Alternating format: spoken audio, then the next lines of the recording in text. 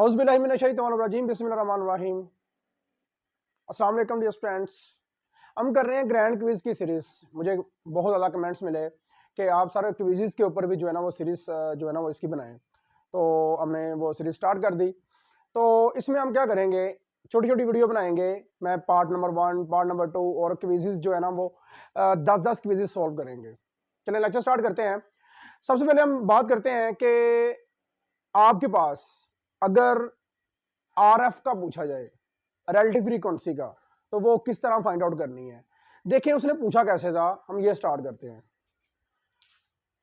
Which method is use for obtaining the relative frequencies, मतलब कि ऐसा मेथड रिलेटिव फ्रीक्वेंसीज को आपने फाइंड आउट करना है, तो कौन सा मेथड है, कौन सा फॉर्मूला है, वो डिस्कस करें। ये पेपर में आ चुके हैं क्वेश्चंस, मैंने सारे पास पेपर निकाले हुए हैं। मजीद जो है ना वो डिटेल से हम डिस्कस करेंगे। तो देखें जरा, आंसर है कि डिवाइडिंग द फ्रीक्वेंसी, डिवाइड करें फ्रीक्वेंसी को किस पे, सम ऑफ फ्रीक्वेंसी पे। किस पे करें, dividing the frequency by total number of frequencies. Total number of frequency या सम ऑफ फ्रीक्वेंसीज। फॉर्मूला क्या होगा बेटा, RF is equal to F over sum F। याद रखिएगा, रिलेटिव फ्रीक्वेंसी निकालने का जो फॉर्मूला होगा वो होगा F over sum of F। Simple सा फॉर्मूला है। तो देखें जरा, छोटी सी एग्जांपल मैंने सेट की है, मिड टर्म के लिए हम जा रहे हैं। तो इसमें इंशाल्लाह मैं दावे के साथ तो नहीं कह सकता, लेकिन पूरी कोशिश है कि आपको 110% इंशाल्लाह जितने भी क्विज़ेज हैं, MCQs हैं मिड टर्म के सारे इंशाल्लाह आपको मिलेंगे। ठीक है, चलें लेक्चर स्टार्ट करते हैं। एग्जाम्पल है, फ्रीक्वेंसी दी हुई है 1 2 3 4 0, सम कर लें वो आएगा आपके पास 10। तो आपने निकालना है RF। करना क्या है, ये बेसिकली F की वैल्यू है आपके पास, ये बनेगी F की वैल्यू। तो बेटा ये हो गया F और ये सम F है। तो सम F आपके पास कितना है, 10। तो आपके पास आएगा 1/10, 1/10, 2/10, 3/10, 4/10, 0/10।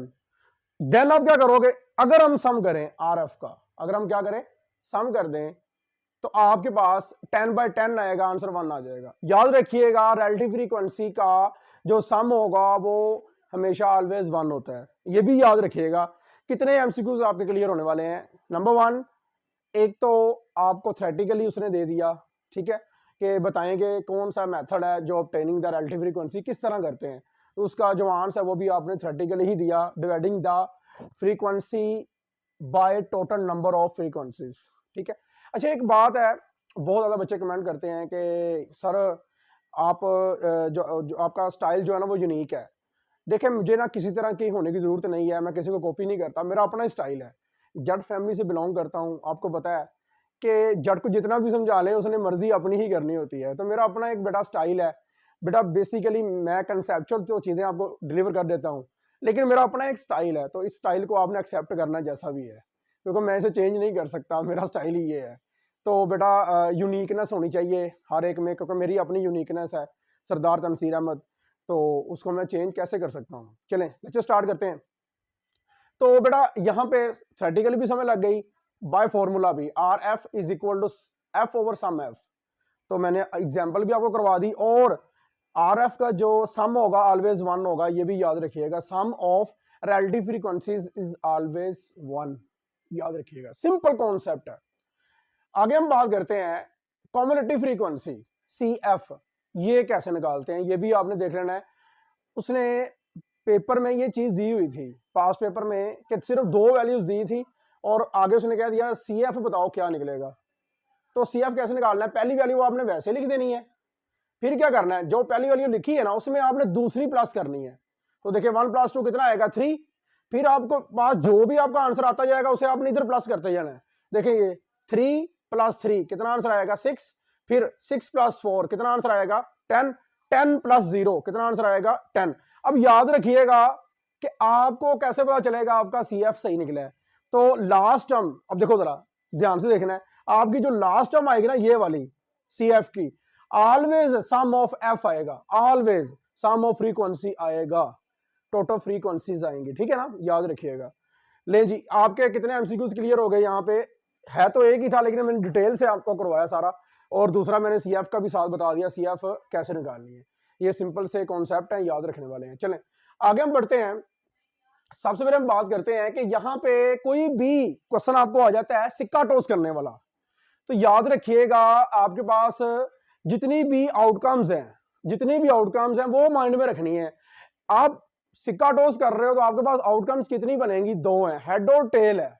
अगर आप क्या कर रहे हो कि आप लूडो का दाना थ्रो कर रहे हो तो लूडो का दाना जब थ्रो करोगे ना, तो आपके पास आउटकम्स जो बनेंगी ना, वो बनेंगी 6, 1 2 3 4 5 6। ठीक है, लूडो के दाने में आउटकम्स आपके पास बनेंगी 6, याद रखिएगा।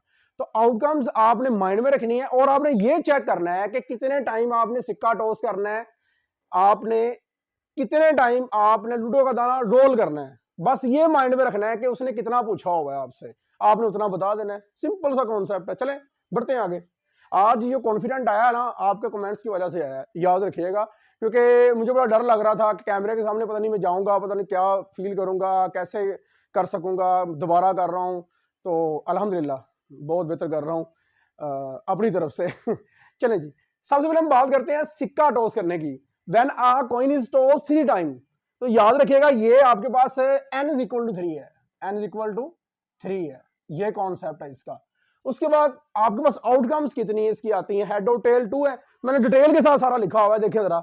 सबसे पहले हम बात करते हैं when a coin is toss 3 time then possible sample points are, paper में आया हुआ था ये, कि आप बताएं सैंपल पॉइंट्स कितने बनेंगे अगर सिक्के को 3 बार टॉस किया जाए। तो आप याद रखिएगा जब आप सिक्के को टॉस करोगे 3 बार, तो आपके पास सैंपल पॉइंट्स जो बनेंगे वो 8 बनेंगे। तो कैसे बनेंगे देखो जरा, फॉर्मूला है आउटकम्स कितनी 2, कौन कौन सी, हेड और tail, head and tail, times कितने आप सिक्का टॉस कर रहे हो 3 बार, 2 की पावर 3, 2 की पावर n, 2 की पावर n, और n कितना आपके पास 3, तो आंसर कितना आएगा 8। तो ये देखो जरा, 2 को 3 बार आपने मल्टीप्लाई कर देना तो आपके पास 8 आएगा। ये सिंपल सा कॉन्सेप्ट था, याद रखिएगा जी बच्चों। अगर हम बात करते हैं आगे, क्विज नंबर 3 आपके पास है कि when a die is rolled then sample points are. तो देखो बात याद रखिए, आपके सैंपल पॉइंट्स जो बनेंगे वो 6 बनेंगे। तो वो कैसे बनेंगे 6, देखो आपके पास आउटकम्स कितनी है, आपके पास 6 हैं। आपने लूडो का दाना एक बार फेंकना है, ठीक है, सिंगल आपने लूडो का दाना थ्रो करना है, 6 की पावर 1 आ जाएगी, 6 की पावर जब 1 आएगी तो आपको 6 आ जाएगा। सैंपल स्पेस क्या बनेगी, देखो आपके पास बनेगी 1 2 3 4 5 6, ये सैंपल पॉइंट्स है। तो ये बेसिकली पूरा सेट जो है सैंपल स्पेस है, ये याद रखिएगा। ये सारे के सारे सैंपल पॉइंट्स हैं ये वाले, ठीक है। तो अब ये जो 1 है वो इवेंट है, 2 भी इवेंट, 3 भी इवेंट, 4 भी इवेंट और 5 भी इवेंट, 6 भी इवेंट, याद रखिएगा। अब मजीद आगे से डिटेल से बढ़ते हैं जरा, कैसे, ये देखो जरा। सबसे पहले हम बात करते हैं, ये हो गया इवेंट, ठीक है, तो इसे हम ए का नाम दे देते हैं, ये है जी आपके पास इवेंट। अब इसे कहते हैं, अब देखो सिंगल नंबर है ना, सिंगल नंबर है 1, तो इसे कहते हैं सिंपल इवेंट। क्या बोलते हैं, सिंपल, ठीक है बेटा, सिंपल इवेंट, ठीक है, सिंपल इवेंट हो गया ये। जब ये सिंपल इवेंट हुआ तो देन मैं करता हूं बी इज इक्वल टू 1 2, मतलब कि 1 से ज्यादा मैं नंबर ले लेता हूं, तो ये बेटा हो जाएगा कंपाउंड इवेंट या कंपोजिट इवेंट, याद रखिएगा। सिंपल इवेंट मतलब सिंगल अगर एलिमेंट आएगा, तो अगर एक से ज्यादा एलिमेंट्स आएंगे, 2 या 2 से ज्यादा, तो देन आपके पास कंपाउंड इवेंट या कंपोजिट इवेंट हो जाएगा, याद रखिएगा, सिंपल, ये बात याद रखिएगा। अच्छा आगे देखें, when 2 dice are rolled then sample points are, 36 बनेंगे, 36 सैंपल पॉइंट्स बनेंगे, इवेंट बनेंगे, ठीक है, सिंपल इवेंट जो है 36 बनेंगे, तो सैंपल पॉइंट्स हम कह सकते हैं। अच्छा फॉर्मूला क्या होगा, 6 की पावर n है, ये फॉर्मूला है ना। तो आप क्या कर रहे हो, व्हेन 2 डाइस आर रोल्ड, मतलब 2 लूडो के दाने आप रोल कर रहे हो, तो आपके पास आएगा 6 की पावर 2, तो 6 6 आर कितना आ जाएगा 36, 6 36, सिंपल 36 आएगा ना। अब सैंपल स्पेस उसकी क्या बनेगी, याद रखिएगा, देखो जरा, आप फिक्स कर दो काने को, 1 को आप फिक्स कर दो सॉरी 1 1 1 2 1 3 1 4 1 5 1 6, ठीक है, 2 1 2 2, मतलब ये ऊपर वाले में 1 1 फिक्स कर दे, नीचे वाले में 2 2 3 3 4 4 5 5 6 6, तो बेटा आप काउंट करके देख लें, एक लाइन में 6 बने तो कितनी लाइनें बनी हैं, 1 2 3 4 5 6, 6 6 36, 36 आपके पास सिंपल इवेंट्स बनेंगे। याद रखिएगा आपके पास जो सैंपल पॉइंट्स होंगे वो 36 होंगे, 36 होंगे। ये आपने याद रखना है। कब? जब आप लूडो का दाना 2 बार, मतलब यहाँ क्या कहते हैं, डबल आप लूडो का दाना थ्रो कर रहे हो, 2 फेंक रहे हो, तो आपके पास जो आउटकम बनेगी वो कितनी बनेगी, 36। अच्छा, एक और बात है, सिंपल सा कॉन्सेप्ट है कि यहाँ पे 6 की पावर 3 अगर हम 3 लूडो के दाने थ्रो करते हैं तो 6 को आप 3 बार मल्टीप्लाई कर दो, आपके पास वो आ जाएगा। और ये आपने खुद आपके असाइनमेंट आप सोचिएगा कि ये कैसे जो है ना वो क्रिएट होगी। अगर हम लूडो का दाना क्या कर दें, 3 बार 3 लूडो के दाने थ्रो करें तो फिर आपके पास ये कैसे बनेगी। थोड़ा सा हिंट दे देता हूँ, आप थोड़ा सा खुद भी माइंड लगाइएगा। ये हो सकता है 1 1 1, ठीक है, फिर ऐसे 1 1 को आप फिक्स कर लें 2, ठीक है, फिर आप ऐसे 1 1 3, इस तरह आप कर सकते हो, ठीक है ना। तो इस तरह आप करके देखिएगा भला बनते हैं, कितने बनते हैं आपको पता लग जाएगा कितने बनते हैं, आपको तकरीबन 216 बनेंगे। तो याद रखिएगा, मल्टीप्लाई करके देखना आपने, ठीक है। उसके बाद मेरे पास है when a coin 3 times toss then sample space is. इसका भी जो है ना वो बहुत ज़्यादा लंबा चौड़ा प्रोसेस है, उसको भी हम समझ लेते हैं कि पेपर में शॉर्ट में वो पूछ सकता है कि आप लूडो का दाना जो है वो 2 लूडो के दाने वो थ्रो करो, उसकी सैंपल स्पेस बनाओ। आप एक सिक्का है उसको 3 बार टॉस करो तो उसकी सैंपल स्पेस बनाओ या बताओ तो वो तो सीधा सीधा बात है, अपना सिंपल है कॉन्सेप्ट। ये देखें, फिर तो आप सीधा सीधा कर लोगे ना, वो मैंने आपको पहले भी बता दिया है 8 होगा, लेकिन आपने इसकी सैंपल स्पेस बनानी है, वो आपके लिए चैलेंज है, वो आपने देख लेना वो कैसे बनानी है, ठीक है, वो देख लेते हैं हम। तो सबसे पहले आपने करना क्या है, आपने देखा कि आपके पास 8 है, 8 को आपने हाफ कर देना, 2 पे डिवाइड कर देना, कितना आंसर आएगा बेटा, आपके पास आएगा 4, ठीक है। तो आप क्या करोगे, हाफ इवेंट हेड कर दोगे, हाफ इवेंट आप कर दोगे टेल। तो देखो जरा, ये tail head, sorry head head और ये हेड कितनी बार आगे, 4 बार, और 4 बार आप टेल कर दोगे, ओके हो गया। फिर आप इसे फिर 2 में डिवाइड कर दोगे, इसका हाफ करोगे, आपके पास आएगा आंसर 2। फिर आप क्या करोगे, 2 बार हेड, 2 बार टेल, 2 बार हेड, 2 बार टेल, ठीक हो गया। फिर आपने तब तक करते ही जाना है जब तक आपके पास यहाँ पे 1 ना आ जाए, हाफ करते ही जाना आपने।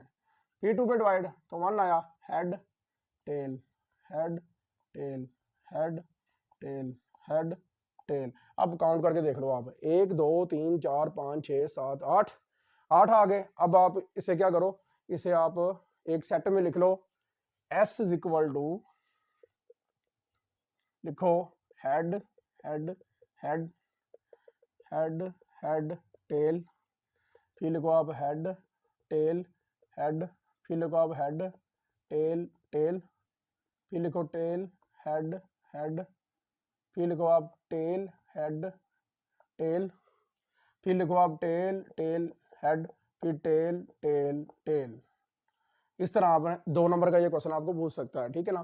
तो आपको पता भी होना चाहिए, जो आप पढ़ रहे हैं एमसीक्यूज कर रहे हो उसका सारा आप प्रैक्टिकली भी आपको पता होना चाहिए यार ये कैसे आते हैं, ठीक है ना, ये याद रखना। अगर हम आगे बात करते हैं तो आपके पास है 7 number quiz, mean of 7 7 7 7 7 5 time. अब याद रखिएगा, जब भी आपके पास कांस्टेंट नंबर हो, मतलब सेम नंबर हो, तो मीन उसका सेम वही आएगा जो वो नंबर होगा। सिंपल सा ये कॉन्सेप्ट है, याद रखिएगा। ये प्रॉपर्टी है क्लास 10, ठीक है, साइंस का मैथ है, चैप्टर नंबर 6 में एक एमसीक्यू है कि के मीन ऑफ एवरेज ऑफ के इज ऑलवेज बजाते खुद के इटसेल्फ, उर्दू में बजाते खुद के इटसेल्फ, इस तरह कुछ उसने लिखा हुआ है, ये याद रखिएगा, ठीक है। तो देखें आपने क्या करना है, मीन कैसे निकालते हैं, sum of all values is divided by number of observations, number of terms, number of values, ठीक है। तो आपने क्या करना है, कॉमा खत्म करके सबको कर देना है प्लस, और डिवाइड कर देना है इसकी तादाद पे, जो इसकी तादाद कितनी है, 1 2 3 4 5, 5 पे डिवाइड कर दो, 35 आया था, तो 35 को 5 पे डिवाइड करोगे तो देखो जरा तादाद देख लो, 5 है, 5 पे क्या डिवाइड हुआ, तो 7 5 35, ठीक है। सिंपल सा कॉन्सेप्ट है ये वाला, क्योंकि मुझे ना डिटेल में जाना पड़ता है, बच्चों की तरह पढ़ाना पड़ता है उनके लिए जिन्होंने एसटीए नहीं पढ़ी होती, तो मिस्टर STA 301 आपको डिटेल में तो पढ़ाएगा ना, ये याद रखिएगा। चलें, नोट है मीन ऑफ सेम या कांस्टेंट इज इटसेल्फ कांस्टेंट, याद रखिएगा। ये प्रॉपर्टी है, उसे हमने वेरीफाई किया है, एग्जांपल दी उसकी। तो आगे हम बात करते हैं angle of pie chart. Angle of pie chart is always 360, याद रखिएगा। A B de Villiers mister 360। तो वो उसका कॉन्सेप्ट क्या था कि जब वो ग्राउंड में खड़ा होता था ना, तो उसने हर साइड पे जो है ना वो शॉट खेली थी, शॉट मारा था, इसलिए उसे कहते थे मिस्टर 360। ग्राउंड के अंदर जब वो दिखाया जाता था ना कि उसने बैटिंग कैसे की है, तो उसकी जो ग्राफिंग दिखाई जाती थी, तो आप गौर करें, निकाल के यूट्यूब पे मिस्टर 360 शॉट ऑफ मिस्टर 360, तो वो ऐसे शॉट होंगी, ऐसे हर साइड पे, इधर इधर इधर इधर इधर पूरी ग्राउंड में। तो इसीलिए उसका नाम था mister 360। AB de Villiers from south Africa, retire हो चुका है इस वक्त, ठीक है। तो बड़ा कमाल का प्लेयर था, this is my favourite player, क्योंकि मैंने खुद क्रिकेट बड़ी खेली है और खेल भी रहा हूँ। तो जितने भी अच्छे प्लेयर हैं सारे के सारे मैं उनको फॉलो करता हूँ कि वो शॉट कैसे खेलते हैं। चले देखते हैं। वेल, आपने क्या करना है, एक सर्कल है, उसे आपने डिग्रीज में आपने डिवाइड करना है, लेकिन वो पूरी जो डिग्रीज का जो सम है वो 360 आना चाहिए, इसे कहते हैं पाई चार्ट। तो पाई चार्ट का जो पूरे का पूरा एंगल है, मैं छोटी सी मिसाल दे सकता हूँ कि ये जो 120 डिग्री एंगल दिया गया है, ये समझ लें घर में जो ज़्यादा चीज़ यूज़ होती है उसके एंगल समझ लें, उसने डिवाइड किया है ना, एंगल प्रोवाइड किया है। तो घर में जो सबसे ज़्यादा जो चीज़ यूज़ होती है ना, वो भला क्या होती है, वाईफाई नेट यूज़ होता है नेट का 120 डिग्री आप समझ लें, ठीक है। उसके बाद 100 डिग्री है, ये क्या यूज़ होता है, क्या होता है यूज़, सोचें भला। ये होता है मेरे जैसा हो खाने पीने वाला, तो खाने पीने की जितनी चीज़ें हैं सारी की सारी 100 डिग्री पे डिवाइड कर दो नेट के बाद। उसके बाद 70 डिग्री है, 70 डिग्री जो बच्चों की स्टडी लगा लें, उसके ऊपर पैसे लगते हैं आपके, ठीक है। उसके बाद 30 डिग्री है, ये छोड़ें जो भी है 30 डिग्री जो है वो छोटे मोटे एक्सपेंसेस लगा लें घर के, ठीक है। उसके बाद 35 है, तो 5 डिग्री है, सबको प्लस करके देखेंगे तो आपके पास 360 आएगा। प्लस करके देख लीजिएगा, मैंने तो किया तो 360 आया है, तो वो आगे पीछे भी हो सकता है, वो आपने चेक कर लेना है। लेकिन मेरा कॉन्सेप्ट यही है कि एक सर्कल है, उसको डिवाइड करना है आपने 360 डिग्रीज में, इसे कहते हैं पाई चार्ट। ओके, ये कॉन्सेप्ट आपने माइंड में रखना है। अच्छा, उसके बाद है आपको एक सैम्पल स्पेस दे दी गई है हेड और टेल की, और पूछा गया कि आप प्रोबेबिलिटी निकालो हेड या टेल की। तो वो कैसे निकालनी, याद रखना। सिंपल सा कॉन्सेप्ट याद रखिएगा। पहले वो ये कि आपके टोटल जो आपके सैम्पल पॉइंट्स हैं वो कितने, 2 हैं।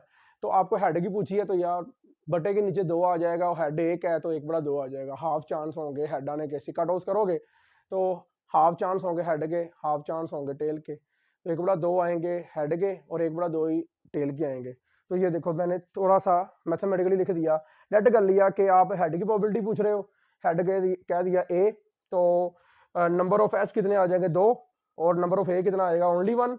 तो प्रोबेबिलिटी निकालने का फॉर्मूला ये होता है, प्रोबेबिलिटी कॉन्सेप्ट है चांसेस का, अक्रंस का, ठीक है। किसी चीज़ के आने के चांस होते हैं, कितने में से, 2 में से चांस होगा 1, 2 है सैम्पल पॉइंट्स, ठीक है। उसमें से चांस 1 ही है हेड का, वो आएगा 1 बड़ा 2।